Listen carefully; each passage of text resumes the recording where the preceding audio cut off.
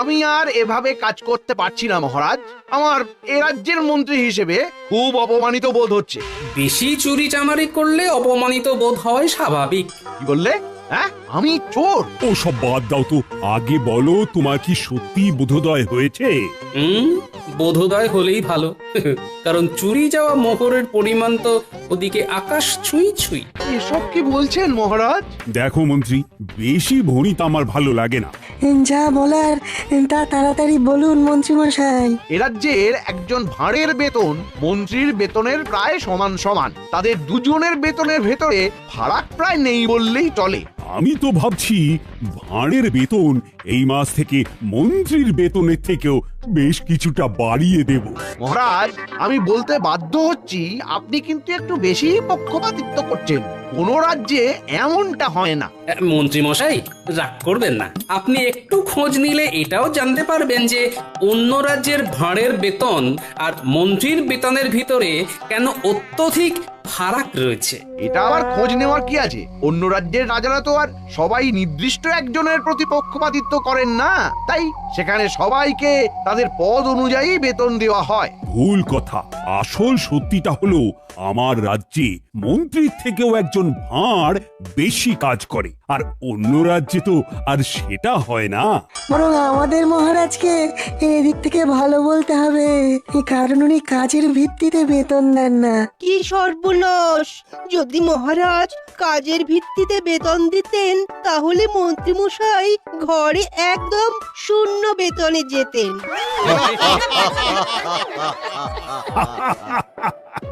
মহারাজ, আপনিও হাসছেন? কোথায় আমার অসুবিধাটা একটু বোঝার চেষ্টা করবেন।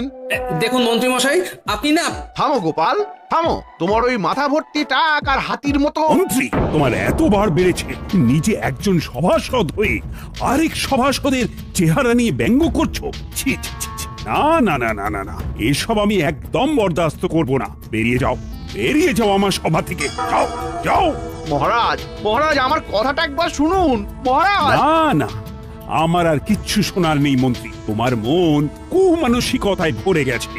তোমার শুদ্ধাচারের প্রয়োজন। তুমি যদি নিজেকে এই ধরনের মনোবৃত্তি থেকে শুধরে নিতে পারো, তাহলেই আবার এই রাজসভায় ফিরো, না হলে নয়। আমায় মাফ করে দিন মহারাজ, এমনটা আর হবে না। ওই যে বললাম, নিজেকে পাল্টাতে পারলে ফিরে এস। তুমি এক কাজ করো, তীর্থে যাও, মনকে শুদ্ধ করো, তারপর ফিরো। আর হ্যাঁ, অশুদ্ধ মন নিয়ে শুদ্ধতার ভান করে এই রাজ্যে প্রবেশের পর যদি কোনো বাজে কাজে ধরা পড়ো, তাহলে মনে রেখো, তখন এই রাজ্য থেকে সোজা বার করে দেব। যাও যাও, এক্ষুনি বেরিয়ে যাও।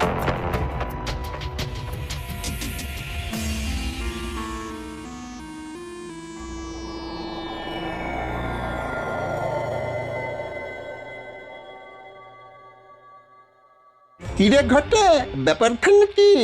মন্ত্রীমশাই আমাদের ডেকে নিজে এমন উদাস হয়ে বসে। কবি টবি হবে নাকি? আমার মনটা খুব খারাপ রে, তার সাথে বেশ রাগও হচ্ছে। কার উপরে? আরে গোপালের চেহারাটা যে হাতির মতো, সেটা বলতেই মহারাজ গেলেন চোটে। আমায় সব সভাসদদের সামনে তাড়িয়ে দিয়ে বললেন মনকে শুদ্ধ করে ফিরতে। ওই দুজনকে আমায় জব্দ করতেই হবে। বুঝেছি বুঝেছি, তাই আমাদের ডেকেছেন, তাই তো? সবই তো বুঝিস, সব কথা কি আর মুখে বলতে হয়? কিছু একটা পরিকল্পনা কর। আমাদের হাতটা গরম করে দিন, কাজ হয়ে যাবে। আমার এখন মাথা গরম আছে, তাই তোদের হাতের বদলে উড়ন আর বসন দিয়ে কান গরম করে দিতে পারি। সুতরাং এখন যা, আগে কাজের কাজটা কর। বেশ, তাহলে আসি। কাল ভোরে এই পরিকল্পনা করে আপনার বাড়ি যাচ্ছি। বেশ হয়েছে, বেশ হয়েছে। মহারাজ মন্ত্রীকে বার করে দিয়েছেন। হ্যাঁ, মানুষের চেহারা ভারী হতেই পারে, তা বলে এমন কথা কেউ বলে? মন্ত্রী মশাই বরাবর অমন স্বভাবেরই লোক, বুঝলে। যাদের স্বভাব এমন হয় তারা হাজার চেষ্টা করলেও সহজে বদলায় না। হ্যাঁ, গিন্নি, চেষ্টাটাও সৎ হতে হয়, না হলে এরকমও মানুষ করে যে ভিতরে ভিতরে কোনো চেষ্টা করে না, এদিকে মুখে বলে চেষ্টা করেও কোনো লাভ হচ্ছে না। মানুষ চেষ্টা করলে সব পারে গিন্নি। তোমার সাথে মন্ত্রী মশাই এরকম করলে না আমার খুব খুব রাগ হয়। হ্যাঁ না, এর জন্য আমার কোনো আক্ষেপই নেই গিন্নি। আমি আমার রাজ্যকে ভালোবাসি, তাই করি। তাছাড়া একজন রাজ্যবাসী হিসেবে এটা তো আমার কর্তব্য। সত্যি তোমার জন্য না আমার না খুব গর্ব হয় গো। আর আমারও তোমার জন্যে।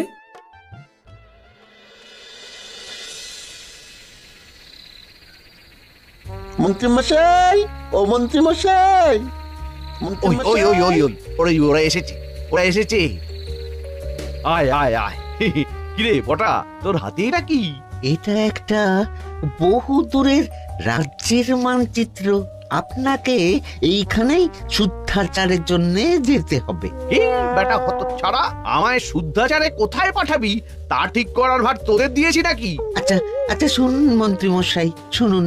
এই মানচিত্রর জায়গায় আপনাকে আসলে যেতে হবে না। আপনি বৌঠানকে নিয়ে ওই নিজের শ্বশুর বাড়িতে চলে যান এবং ঠিক 7 দিন বাদে এই রাজ্যে আবার ফিরে আসুন। তারপর গায়ে সাদা চাদর এবং ধুতি পরে কপালে বেশ বড় সড়ো তিলক কেটে সবাই গিয়ে বলুন আপনি শুদ্ধ হয়ে এসেছেন।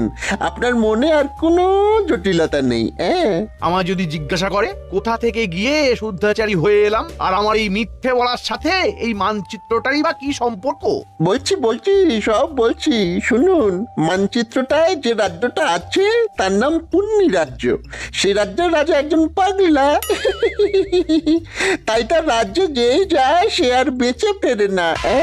তাই আপনি যেদিন রাজসভায় যাবেন সেই দিন হাতে করে ওই মানচিত্রটা নিয়ে যাবেন এবং সবাইকে বলবেন এই রাজ্যে একজন গুরু থাকেন। তার সান্নিধ্যে গিয়েই আপনার এমন আমূল পরিবর্তন ঘটেছে।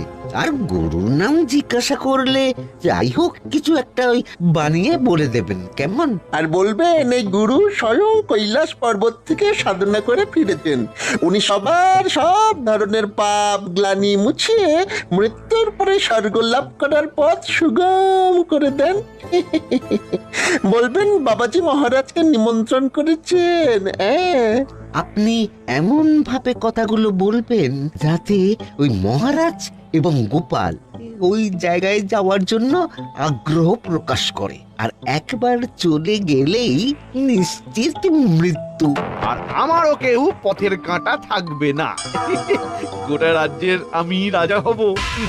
বাহ বাহ বাহ, বাহ রে বাহ বটা ঘটা। আমার সাথে বদমাশি করে করে তোরাও তো দারুণ পরিকল্পনা করতে শিখে গেছিস দেখছি। বাহ, এবার আমাদের মোহর দিন। পরিকল্পনা তো শুনেই নিলেন। এত তাড়াহুড়ো করিস কেন বলতো? বারে পরিকল্পনাটাও তো তাড়াহুড়ো করেই দিলাম। তার বেলায় একদম ঠিক। কাজ হবে, মোহর ছড়বে, এইটাই তো নীতি। দাঁড়া দাঁড়া দাঁড়া, আর বাজে বকিস না।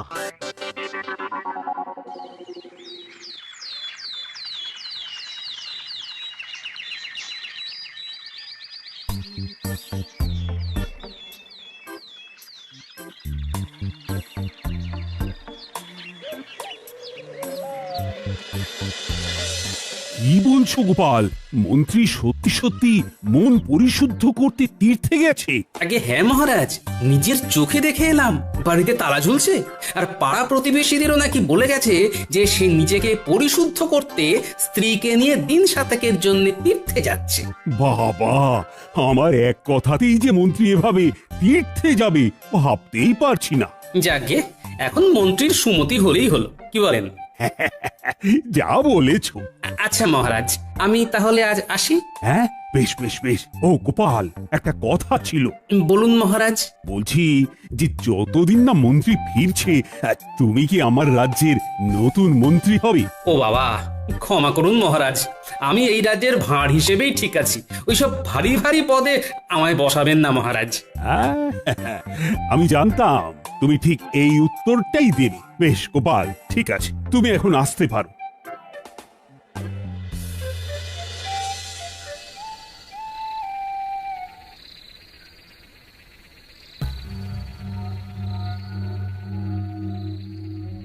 মন্ত্রী মশাই, তা শ্বশুর বাড়ি কেমন ঘুরলেন? শ্বশুর বাড়ি গিয়ে কেমন শুদ্ধাচার করলেন বলুন? বাজে বকিস না। এই নিশুতি রাত্রে তোদের কথা মতো ছুটে ছুটে এলাম।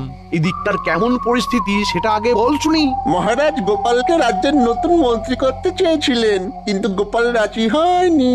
এই গোপালটা মহা বদমাস। ওকে এই রাজ্য থেকে না তাড়ানো পর্যন্ত আমার শান্তি নেই। কালকে থেকে সভায় গিয়ে আপনি তো আপনার ওই নতুন রূপ দেখাবেন, সবাই দেখবেন গোলে জল। সবাই ভাববে আমি আমার সব জটিলতা কুটিলতা ঝেড়ে একদম শুদ্ধ মনে তীর্থ থেকে ফিরে এসেছি। হ্যাঁ মন্ত্রী মশাই, এদিকে আপনার জন্য একেবারে সাদা বস্ত্র প্রস্তুত করে রেখেছি। সকাল হলেই সেই বস্ত্র পরে কপালে তিলক কেটে সবাই যাবেন, কেমন তো? এবং বলবেন হরে হরে হরে হরে, এই নিমিত্ত মাত্রকে মাগো ক্ষমা করে দিও।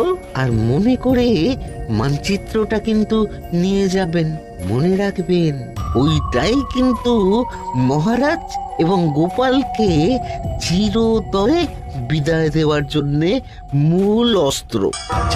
আচ্ছা বুঝেছি।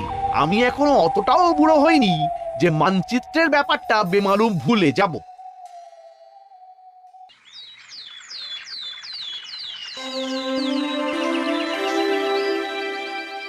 তাহলে সবাই বলছো নতুন পদ্ধতিতে কাজ করতে কোনো রকম অসুবিধে হচ্ছে না, তাই তো? না মহারাজ। বেশ, শুনেও ভালো লাগছে। তোমরা এইভাবেই সবাই একে অপরের পাশে থেকে মন দিয়ে কাজ করে যাও। হ্যাঁ মহারাজ।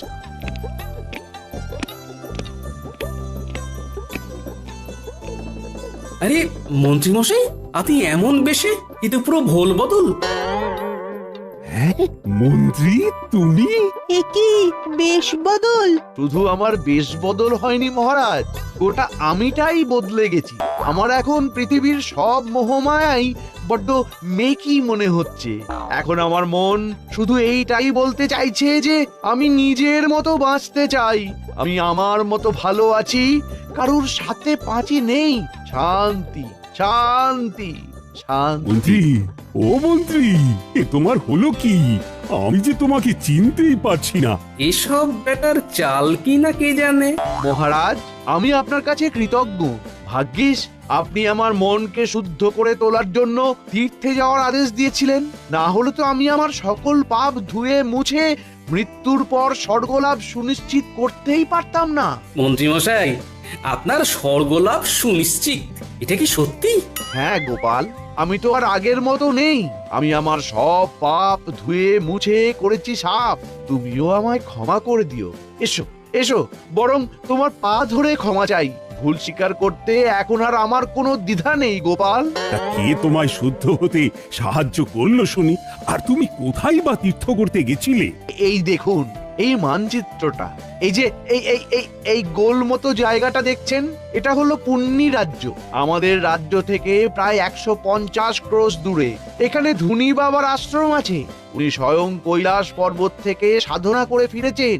এই বাবার কাছে গেলে উনি এমন এক জল দেন যা দিয়ে স্নান করলে সবার পাপ মুছে গিয়ে স্বর্গলাভের পথ সুগম হয়ে যায়। এছাড়া ধুনি বাবাই বোঝান আসল জীবনের অর্থ কি, মায়া মোহ কাটিয়ে কিভাবে সাদা সিধে জটিলতা কুটিলতাবিহীন জীবনযাপন করা যায়। হরে হরে, মাগো অপরাধ না নিয়ে ক্ষমা করে দিও মোরে।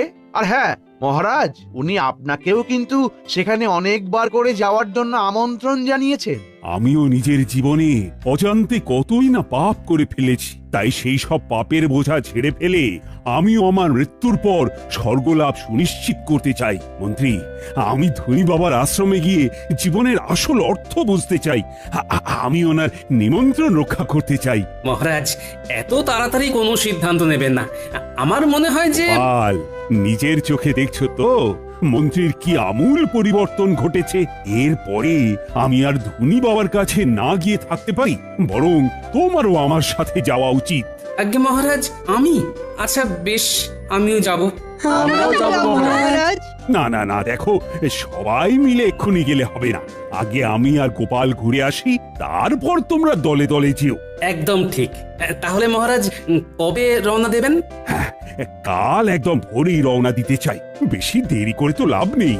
আচ্ছা মন্ত্রী, আমি যেহেতু কদিন থাকছি না, তাই তুমি একটু কষ্ট করে রাজ্যটা সামাল দিও, কেমন? মহারাজ, আমায় আবার এসবের মধ্যে কেন জড়াচ্ছেন? রাজ্যপাঠ আমি যে দিয়েছি ছেড়ে। এই কটা দিন একটু সামলে দাও মন্ত্রী, আমি কিছু শুনতে চাই না। বেশ মহারাজ, আপনি যখন বলছেন তখন তাই হোক। ও মন্ত্রী, আরেকটা কথা, বাবার কাছে যাওয়ার জন্য কি কোনো রকম বিশেষ নিয়মপত্র আছে? মহারাজ, সমস্ত অহংকার ছেড়ে, রাজবেশ ছেড়ে, সৈন্য ছাড়া একদম আর 5টা সাধারণ মানুষের মতো পায়ে হেঁটে যান, তাহলেই দেখবেন বাবা আপন করে নিয়েছেন। বুঝে গেছি, বুঝে গেছি।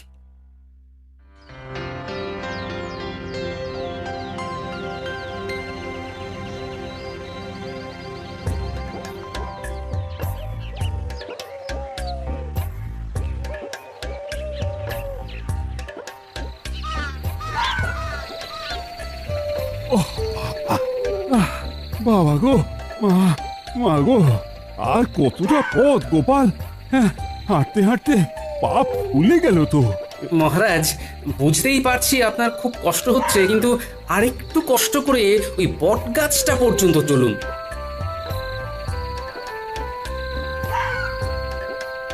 তাহলে আপনি পুণ্যি রাজ্যে প্রবেশ করে ফেলবেন। ওই বট গাছটা থেকে শুরু হচ্ছে পুণ্যি রাজ্য। গোপাল, ও গোপাল, আজ রাত্রিটা থাকবো কোথায় বলো তো? ওই বট গাছের নিচেই কি কাটাতে হবে? হ্যাঁ মহারাজ, আপাতত তাই তো মনে হচ্ছে, কারণ ত্রিসীমানায় তো কোনো বাড়ি দেখছি না। আর মানচিত্র অনুযায়ী আমরা পুণ্যি রাজ্যে প্রবেশ করলেও বাবার আশ্রম আরো খানিকটা দূরে রয়েছে মহারাজ, যেখানে আপনি কাল সকালের আগে যেতে পারবেন না। বেশ, তাহলে গাছের নিচেই রাতটা কাটাই আর কি। পুণ্যি রাজ্যে এসে পুণ্য করতে একটু কষ্ট তো সইতেই হবে। একদম চিন্তা করবেন না মহারাজ, আপনি নিশ্চিন্তে ঘুমন, আমি জেগে আছি।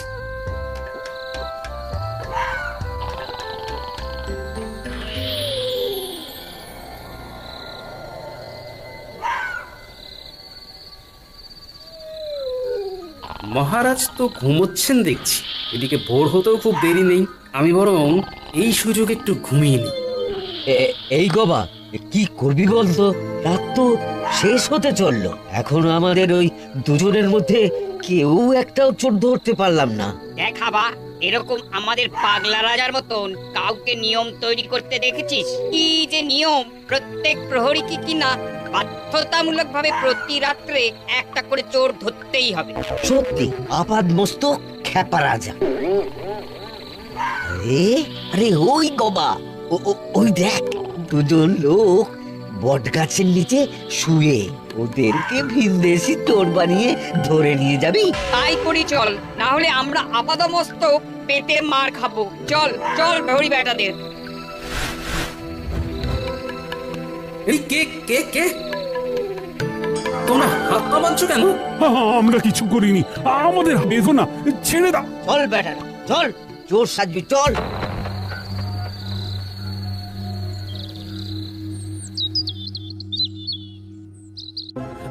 আমাদের তোমরা ছেড়ে দাও, আমরা চোর নই। আরে জানি জানি, সে তখন থেকে এক কথা বলে কানটা ছাড়া পালা করে দিল। আহা, জানোই যখন চোর নই তখন ধরে রেখেছো কেন?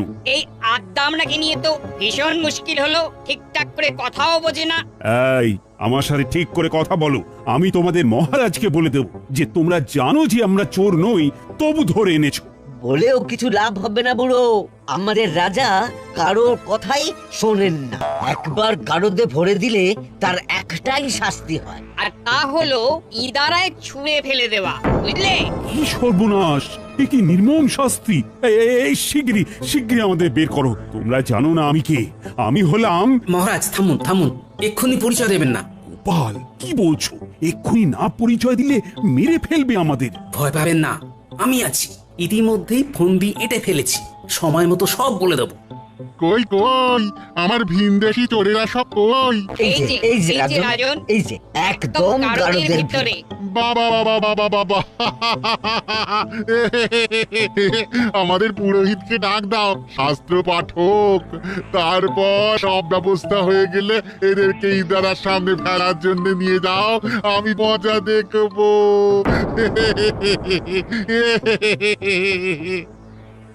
গোপাল, তুমি সব শুনলে তো? ভয় নেই, আমি আছি মহারাজ।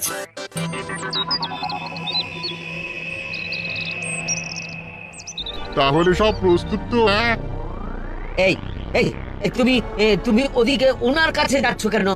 আমাকে ঠাকুরের নাম শোনাতে মরতে যাচ্ছি তো, তাই। মহারাজ, আপনি এবারে আমার সাথে মারপিট শুরু করবেন। ওরা যদি জানতে চায় কেন মারপিট করছি, তাহলে বলবেন আমরা পেশায় জ্যোতিষী। আমরা গণনা করে দেখেছি যে আজ দুজনের ভেতরে যেজন আগে ইদারায় ঝাঁপ দিয়ে মরবে সে স্বর্গবাসী হবে এবং পুণ্য লাভ করবে। বেশ বেশ, মুক্ত করে দাও দুজনকে, মুক্ত করে দাও। আমি আগে ইদারায় ঝাঁপ দেবো। না, আমি। তবে রে বেটা, দেখ কেমন মারি তোকে। আয় আয়, আমিও মজা দেখাচ্ছি। এ কি? তোমরা থামো, তোমরা থামো, তোমরা থামো। তোমরা কারা তুমি? হ্যাঁ, এভাবে মারপিট করছো কেন? আমরা জ্যোতিষী, গণনায় দেখেছি যে আজকে ইদারায় ঝাঁপ দিয়ে আগে যে মরবে সে পুণ্য লাভ করবে এবং স্বর্গবাসী হবে। কি তোমরা চোর নও? আজকে যে ছাপ দেবে সে স্বর্গবাসী হবে, পুণ্য লাভ করবে। হ্যাঁ, তাহলে তোমরা আর কষ্ট করে ঝাঁপাবে কেন? আমি ঝাঁপ দিচ্ছি, আমার পুণ্য লাভ হবে, স্বর্গবাস হবে। দুটোরই প্রয়োজন আছে। এই 1 2 3। রাজন, উফ, কি বাঁচান বাঁচলাম বাবা। আমরা এখন কি করব? তোমরা শিগগির আগে ওনাকে তোলার ব্যবস্থা করো। আসলে আজকে এরকম কিছু ঘটবেই না। আর আমরা কেউ জ্যোতিষীও নই। উনি হলেন কৃষ্ণনগরের মহারাজ রাজা কৃষ্ণচন্দ্র, আর আমি হলাম গোপাল ভাঁড়। আমরা এখানে ধনী বাবার আশ্রমে যাব বলে এসেছিলাম। কি ধনী বাবার আশ্রম? কিন্তু এখানে তো এইরকম কোন আশ্রম নেই। ঠিক বলছো? হ্যাঁ, ও ঠিকই বলেছে। বেশ, বুঝে গেছি আসল ব্যাপারখানা কি। আমরা চললাম, তোমরা ওনাকে বাঁচাও।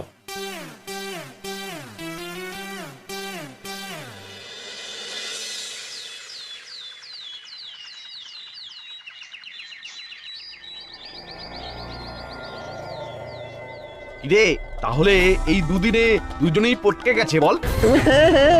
পাগলারা তো কাউকে আস্ত রাখে না, সবাইকে জোর অপবাদে ইনারায় ফেলে মারে। সব এখন ছাড়তো। এইদিকে ওই দুদিনের ভিতরেই মন্ত্রী মশাইয়ের চুরি করা মোহরের সংখ্যা দেখো, 9 করে 700টা। কি কাণ্ড দেখেছো? সব বেটা মন্ত্রীর ভড়ংবাজি।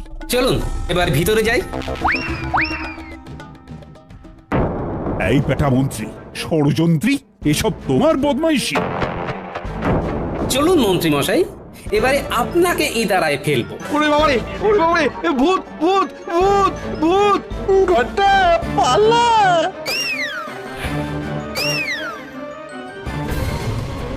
আমরা ভূত নই।